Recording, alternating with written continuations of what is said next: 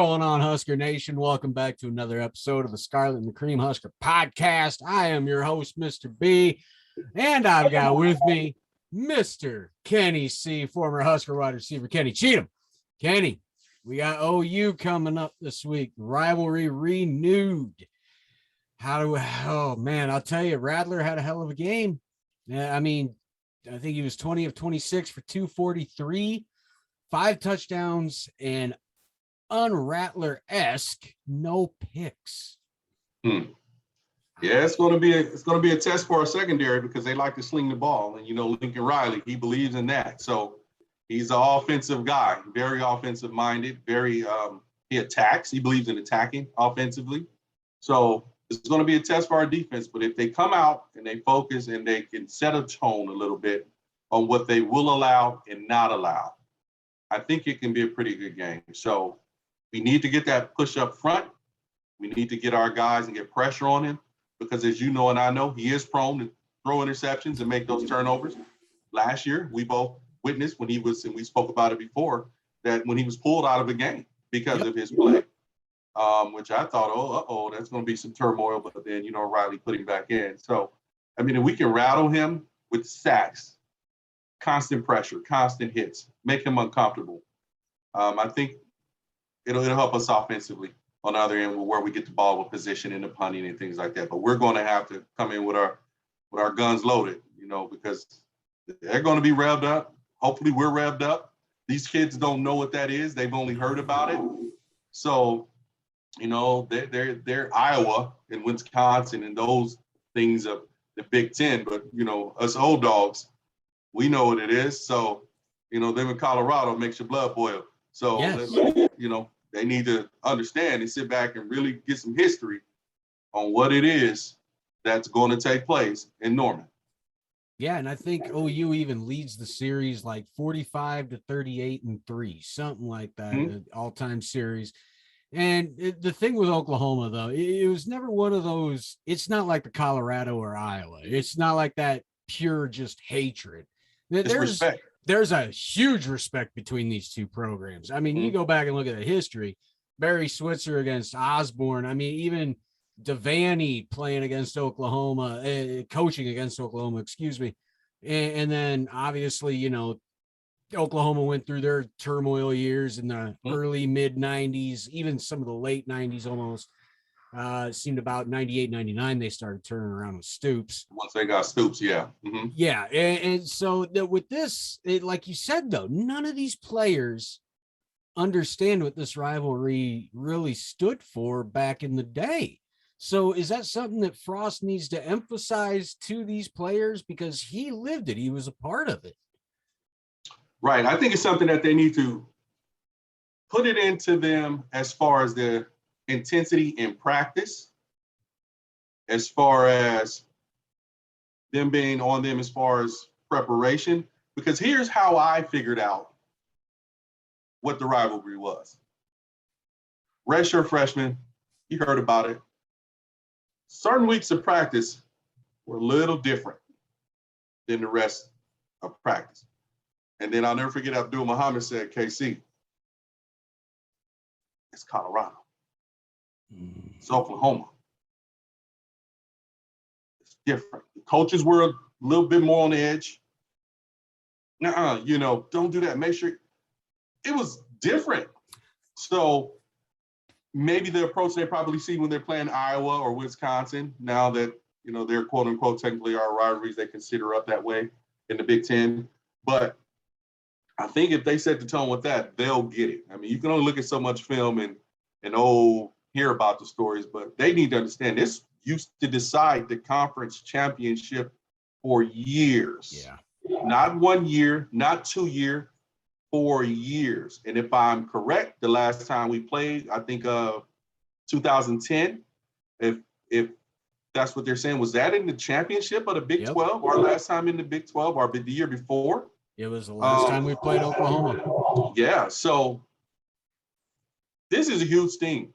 I mean, this is a big thing. I've never seen Coach Osborne upset until the 250th win, if I'm correct, when we played Oklahoma that last time in 97 before they kind of, split it up or whatever. He was thoroughly upset. And he was in the locker room. I'm kind of like Raymond. I remember everything. And he was teary-eyed. He was watering eyes, and he was talking about with the conference and this and that, and how Oklahoma decided not to play us every year, how they're playing Texas, and that's what you don't do. This is a rivalry game. This is a traditional game, and that's just not what you do. He was visibly upset about the fact that we weren't going to be playing every year. So these kids need to understand what this game means.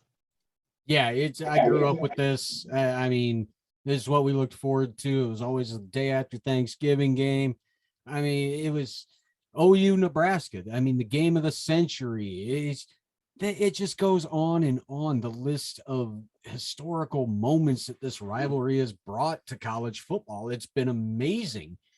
And this is one that Husker fans, I mean, myself included, I've had this circled on the schedule since probably 2017 or so when they put it that we were going to play. And I was thinking to myself, when Scott got hired, I'm like, all right, that is like perfect timing. It'll be year 4 for Scott. We should have shit rolling. That game may not even be a problem. And here we are in year 4, and we're still talking about issues we're having with offensive linemen, quarterback play, certain things on defense, which there ain't been many there to talk about. So that's a good thing. But it just kind of bothers me that looking back when this was first scheduled, thinking where we should be from that point to where we actually are right now. What the hell has taken us so long to get this thing on track?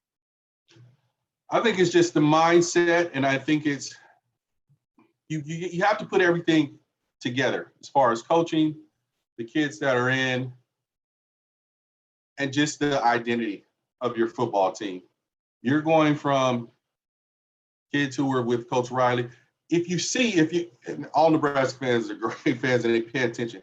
Look at the dynamics between the attitude of the guys Coach Pelini had as compared to what Coach Riley had. Yeah. Night and day. Then you go into what Coach Frost is trying to build with the program coming in. People have to take into account that that's a lot of change for young men in a short amount of time. Yeah. So now you're building cultures. You're looking at stability. When we went to Nebraska, the coaches were there. Stable program. You knew. Okay, now you got guys going in and they don't want to be there. You understand transport portal. Excuse me, folks. Kids always want to leave. Now it's just easier for them to make that decision. Yeah. I tried to transfer 3 times. I wanted to leave. Not because, this guy's better than me. No, because I was like, okay, I'm seeing the success of my friends and being a pure wide receiver and being in that offense. I wasn't a converted position guy that went to receiver like a lot of guys who were there. I was a pure wide receiver. So I'm watching my friends who are excelling at other schools, and I'm like, okay, I got to get out of here because we're not throwing.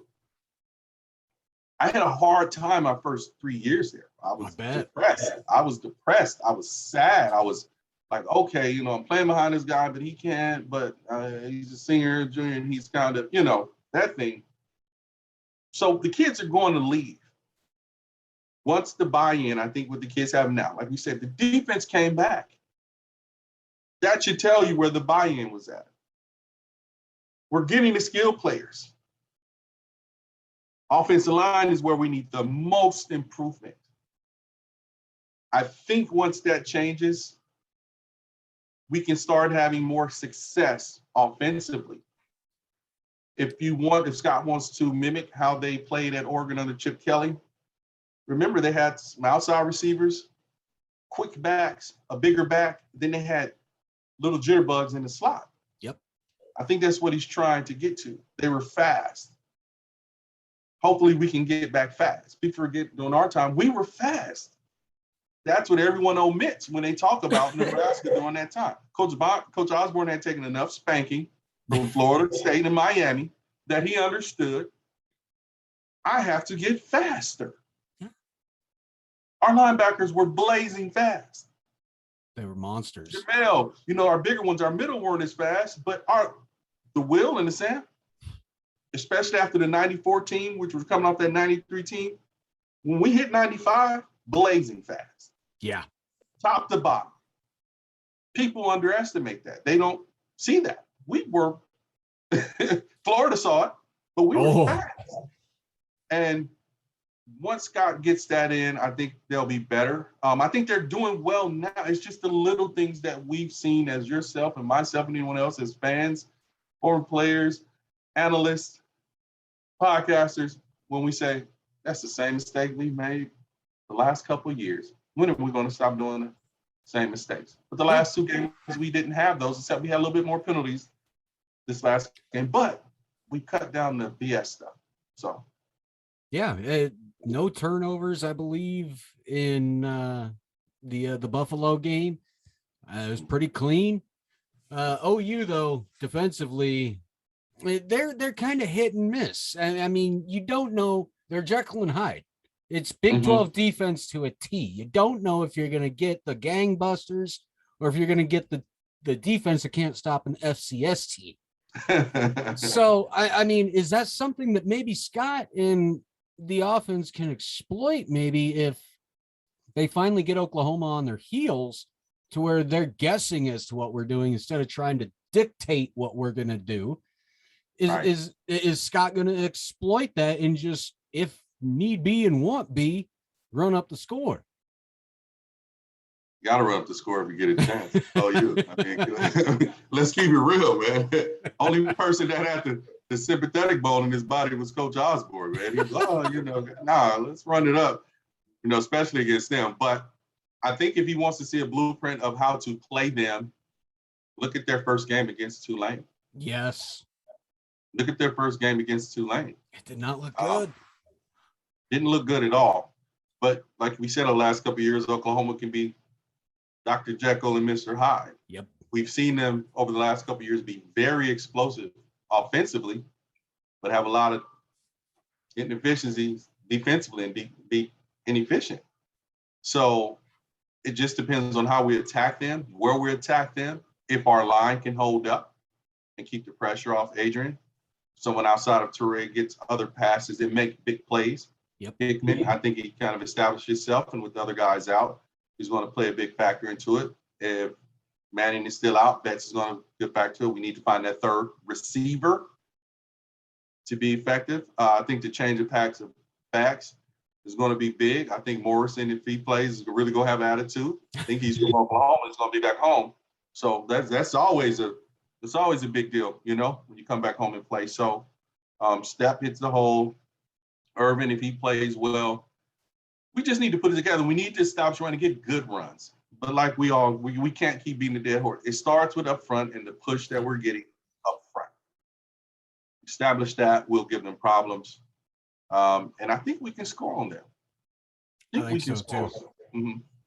Yeah, it's one of those things where I've watched Oklahoma over the years, and man, they say the same things we do about our own team. They're wondering when their defense is going to be fixed year after year. I mean, they've gone through defensive coordinators like crazy. OU's been a carousel of D coordinators. It really has. And what I hope I see is I hope that Scott and the whole coaching staff put together probably their best game plan that they've ever fucking put together, hopefully. And then we get to match up. What I'm worried about, though, as far as matching up player to player, can we match their speed? Yeah, that's the question. I think right now we have what I would consider Big Ten speed. Yeah. For certain Big Ten teams. Now, saying that, Oklahoma's going to be fast. Yeah. We know that. That's a given. There's certain schools are still going to get those top kids. Let's just say what it is. They're still going to go to Oklahoma. They're still going to go to Ohio State. They're still going to go to LSU. They're still going to go to Alabama. They're still going to go to the teams that are winning and on TV with their brand, who have a chance to enhance their individual brand with them being seen and to play for a championship. Oklahoma's been consistent the last couple of years, being in position to play for a championship or at least being in the playoffs. Mm-hmm. So it's not a lack of talent. We absolutely know that. Yeah. Oklahoma's always got those players. They just went through their spell. Texas has always gotten those players. They just went through their spell. So everyone with these eye-opening revelations of these teams, the LSUs and the Alabamas and all these, they've always gotten those players. Yeah. We saw them during my time at Nebraska with Coach Osborne in the film room saying how he didn't understand this and this is just bad coaching and how these teams didn't have to leave their state to fill their football teams. Yeah. He would literally say that. I don't understand this, guys. This is bad coaching. They don't have to leave their state. They don't have to leave their city. Damn. So, I mean, Oklahoma's going to get the Oklahoma kids, other national kids, and Texas.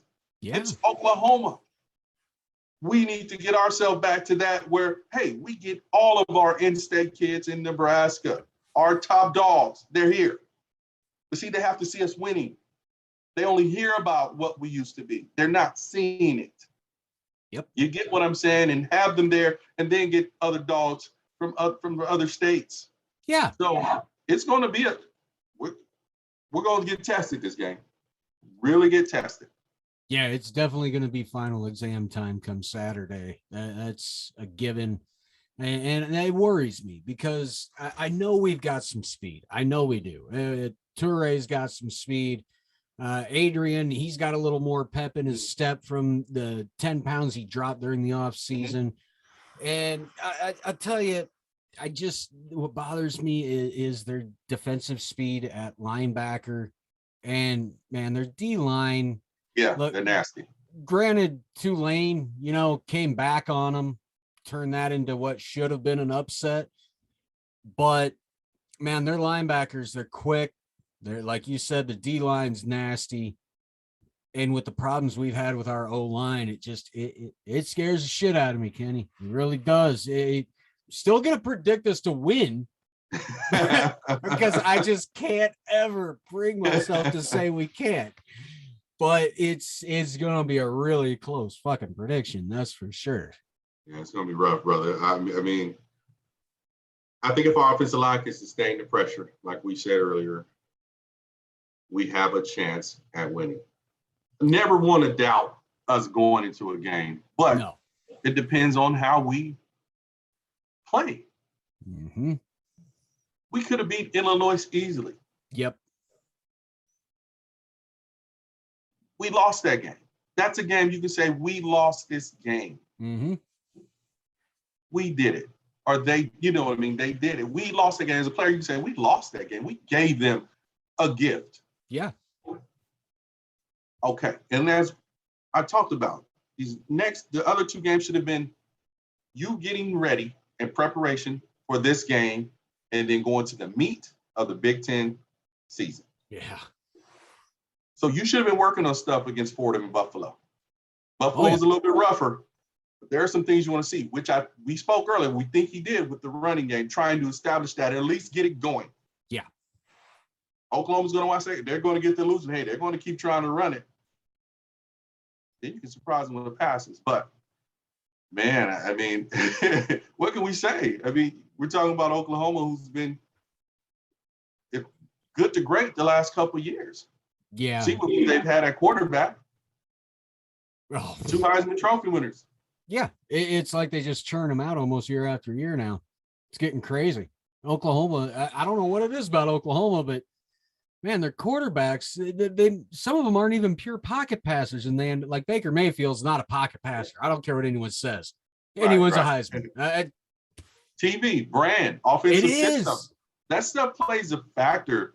I laugh and joke, and I laugh at everyone online. We talk about certain things. I talk about the Oklahoma cleats, the Oklahoma Jordans. I was thinking about getting. I talk about the Nikes and Adidas thing. But I have to tell people, look, guys, this is just the reality of it. There's nothing wrong with Adidas. I love Adidas. I'm always joking, get everyone revved up. Things like that, shoe brands, play a big deal in where kids want to go to school. Uniforms play a huge deal because we're in a visual, digital age Yes. of living. Yeah. You think someone just wants to go to Eugene, Oregon, or do you think they want to go to Eugene, Oregon because, yes, they've been winning. Yes, they're sponsored by, that's Nike's baby. It's pretty much on the campus. They get every pair of Air Jordans that they want. Top-notch facilities and things like that. Okay, I go to Oklahoma. Oh, we're going to be on TV all the time. National spotlight. Certain brand of shoes. It's a recruiting tool to where it can get those. So they're going to, so if I'm a quarterback and I can do this and that, and I see how Lincoln Riley's coaching this quarterback, not the traditional stand-back passer. Kyler Murray is a traditional stand-back passer. The guy's like 5'2". I mean, but he can sling it. Yeah. And he can get him in that system. Let's get it going. Rattler isn't the traditional passing quarterback. No. I would say Adrian's more of a traditional quarterback compared to him. Yeah. Of dropping back and throwing it. Yep. But this system is going to allow me to put up numbers and enhance my chances. So, I mean, they're getting those quarterbacks for a reason. They're getting those players for a reason. What baffles me is they're now quarterbacks and non-running back. That's OU. They're known for running backs, right? Yes. Not getting them. So I would switch. It's crazy. Yeah, it is crazy. It's the landscape of college football, man. The way offenses have changed from the times from when I was a kid. My God, I don't think there was a high school in Nebraska that didn't run the option or just run trap plays. We rarely threw the ball. So, I mean, just a change of times. And with this coming up, I mean, it is in Norman. It's going to be a hostile environment. I mean, nothing like, you're not going to take abuse like what you would at Colorado. Screw the Buffaloes. I hate them. But it's going to be loud. It is that crowd's going to be start to finish screaming at the top of their lungs. Now, is this a case where if we get lucky enough, where we play our Scott Frost type football and we stay mistake free, could we take this crowd out of it by the fourth quarter? I think so. I think if we're hitting them in the mouth as they're trying to punch us in the mouth, they're going to know they have their hands full. I think it's going to be closer than what people think, especially the media, if we play mistake-free football. Yeah, I think it's going to be a closer game than what people think. They either think Nebraska's going to come in there and then, Oklahoma's just going to, take us behind the woodshed, Lee Corso style. But I think they're going to be shocked if we don't make the mistakes and play good football. It's going to be a closer game because Oklahoma hasn't been impressive. No, it's not like you see them, you're like, ooh, hey, we don't want to see them early. No, there hasn't been a team that I've seen this year that has made me say, okay, they're already in top form. That's normally what you would see, let's see, last year Ohio State. You're like, oh, wow, last year Clemson. You kind of say, well, we know where this is going. First game of the season, first two games, we know where this is going. Oklahoma, like I said, the Tulsa game spoke to me a little different than it might have been to other people because, Tulane, because you say, okay, Tulane is supposed to be the undermanned team. This was supposed to be in New Orleans. They come and give you problems on your field after dealing with all of this other stuff, the hurricane stuff, and they were able to come in and play like that. What is a team without those distractions and a better focus? What can they do? Yeah, with our last two games, that you can say the team's built some confidence. I mean, especially in Martinez. I've been very critical of him this entire season already, and rightfully so after game one against Illinois. Absolutely. So deserved. Yeah, but he's silenced me the last couple of weeks, and the only time I'm really going to start jumping back on that bandwagon, and I don't know if I deserve to after tweeting out what I did, but if he goes into Norman and comes out of there with a W, I've got to say that I'd have to be back on the bandwagon. Is that something we got to look for? That could this be Martinez's signature win finally? I would say so. I would agree with that sentiment. I would agree with that 100%. I mean, even if we don't pull it out, and let's say he plays a hell of a game, you can still say, okay, goes back to everything we say once again, because it's repetitive. When he's not making these mistakes, he's a really good quarterback. Where are the other deficiencies that we need to fix to let him be that really good quarterback without those mistakes, game in and game out? So that'll be something you would have to look at. It's almost like the game Thursday, Bucks and Cowboys. Yeah. Cowboys lost. Of course I'm a Cowboys fan, but you say, oh, we took an L. But you paid Tom Brady. We know who he is. Exactly. You gave him too much time with the left in the game, the ball with too much time left. But you say, okay, Dak's a good quarterback. It made you say, Dak is a good quarterback. You know what I mean? Yep. So we just, need to get him the protection, man. I like Adrian. I've always liked Adrian. I just dislike the mistakes, as we all do and did. But when he's on his game and he's patient and he's hitting the throws, missed a couple Saturday, and he's hitting the throws that he should hit. He's the guy we saw as a freshman coming in there. It's like the poise left when he started getting rattled, and now he's going back to getting more poise as a player. So, but that can happen to a player. So, I mean, if he gets that W, what more can you say? Yeah, absolutely. Frost would have his signature win. And going on the road and Oklahoma is also going to move up in the rankings from 4 to 3, at least because of Ohio State losing. So we're going to be playing a top 3 team at their house. It's going to get fucking loud. It's going to get nuts. But this is what this rivalry was always about. Yeah. I can't wait. Something. And I got to admit, real quick, before we start running out of time because of Zoom, fuck you, Zoom.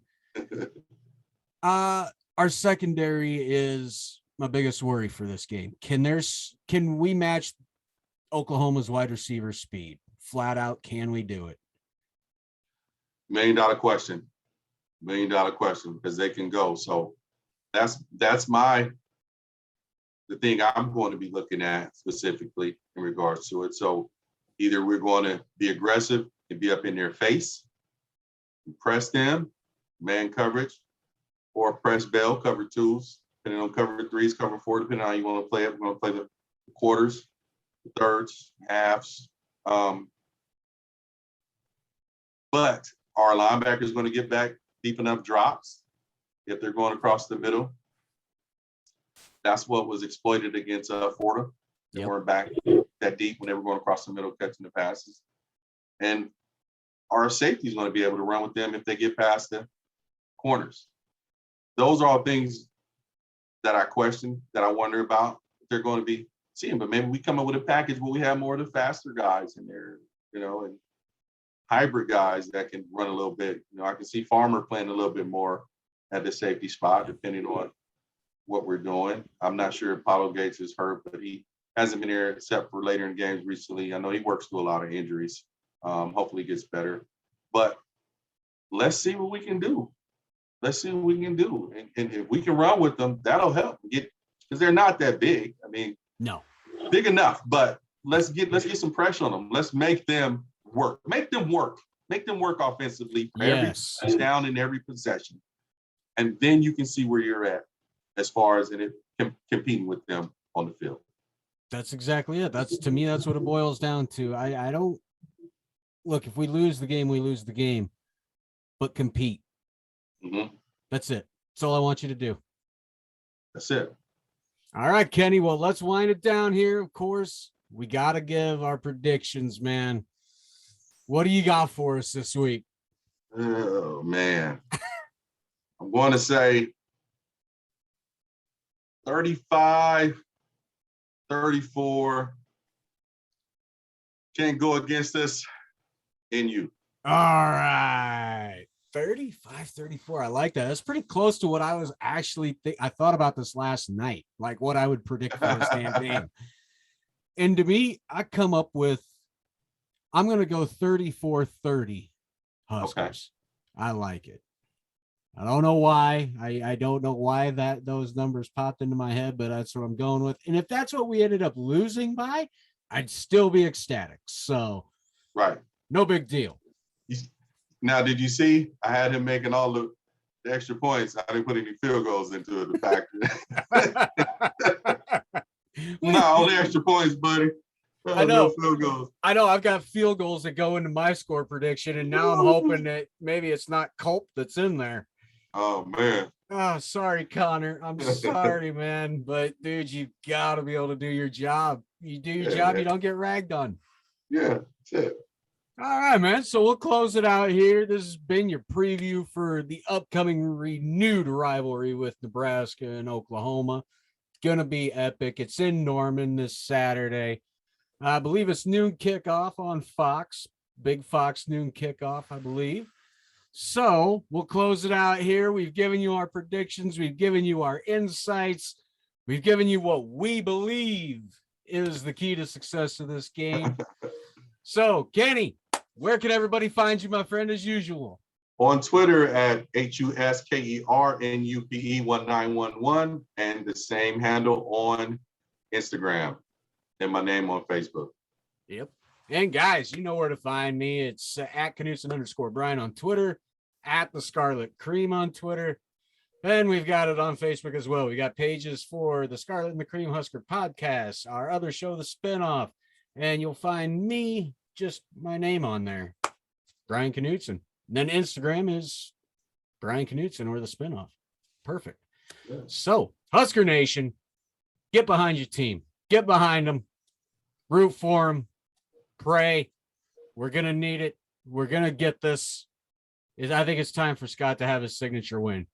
Yeah, so, Husker Nation, we love you guys. Thank you for watching. And hopefully we'll be talking about a Husker victory on the next episode. So, since Frank is not here, I'll send us out.